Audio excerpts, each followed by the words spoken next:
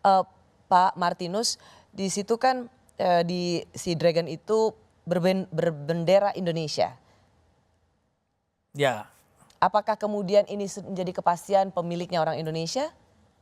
bendera itu kan bisa dipasang bendera apa saja. Karena sampai sekarang ini kita sedang, karena pemiliknya kan kita belum ketemu. Dia masih menjadi saat ini menjadi buronan. Bahkan sebelumnya dia sudah menjadi buronan Thailand. Jadi untuk lebih jelasnya kita harus menangkap dia supaya kita tahu ini kapal ini bendera Indonesia atau tidak. Tapi yang jelas, yang pasti adalah di situ ada dua warga negara. Yang pertama 2 orang Thailand dan 6 orang Indonesia.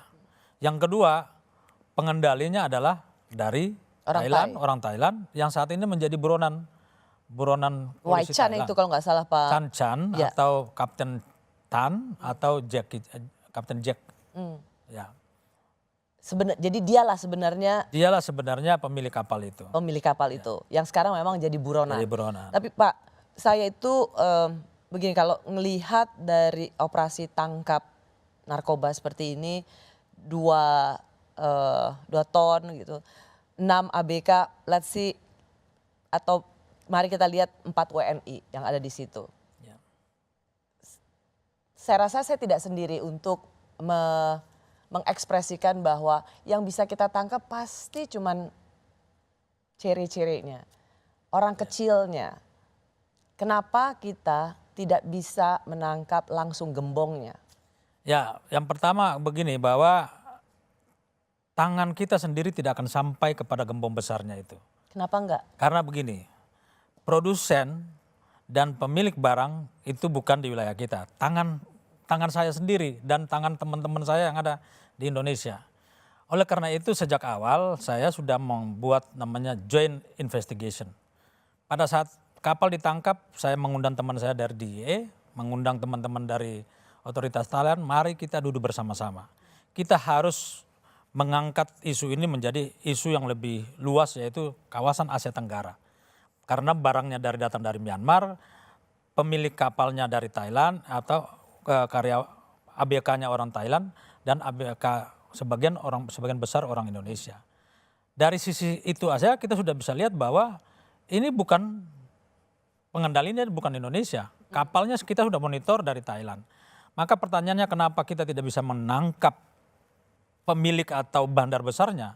Sudah barang tentu karena produsennya ada di luar.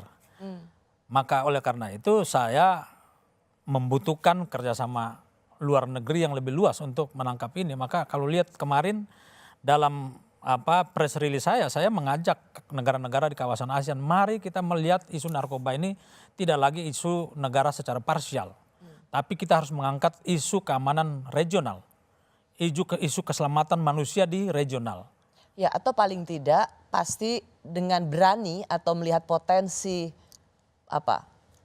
berjualan narkoba di Indonesia adalah satu bisnis jahat tapi yang menguntungkan.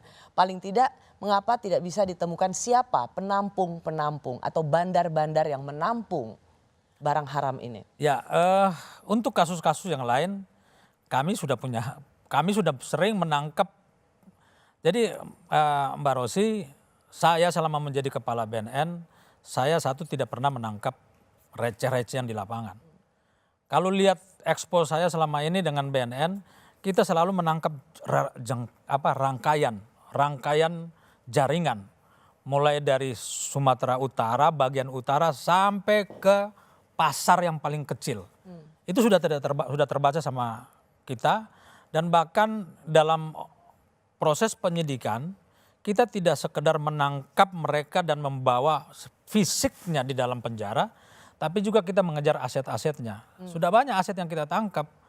Tapi kalau bicara tentang penangkapan aset, itu kan tidak seperti kita sedang menonton film action yang berdarah-darah, bertembak-menembak. Jadi oleh masyarakat itu kurang diminati. Padahal sebenarnya inilah yang paling bisa kita lihat bahwa BNN, penegak hukum itu serius menangkap mereka dan memiskinkan mereka. Itu bandar-bandar yang menampung itu, ya. narkoba dari luar. Narkoba dari luar. Jadi kan sebenarnya kalau bicara soal 6 ABK, 4 di antara WNI ini, mereka tuh rata-rata apa perannya Pak Martinus? Biasanya mereka nelayan. Ya, mereka nelayan karena awalnya ini kan mereka nelayan-nelayan yang apa ya, yang nelayan tradisional. Karena ketika kita menganalisa mereka, kita melihat ada grup-grup nelayan yang mereka masuk dalam grup itu.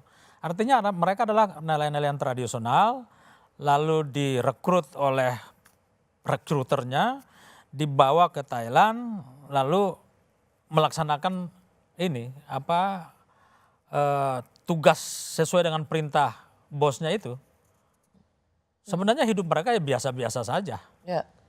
Ya. Karena bagaimana, ya mereka sudah bagian dari peredaran narkoba. Cuman ngelihat mereka, saya selalu merasa, aduh ini orang kecil yang memang karena kebutuhan ekonomi dan kemudian ada bandar-bandar yang ingin memanipulasi hidup mereka karena mereka butuh uang, jadilah mereka sebagai bagian dari peredaran narkoba.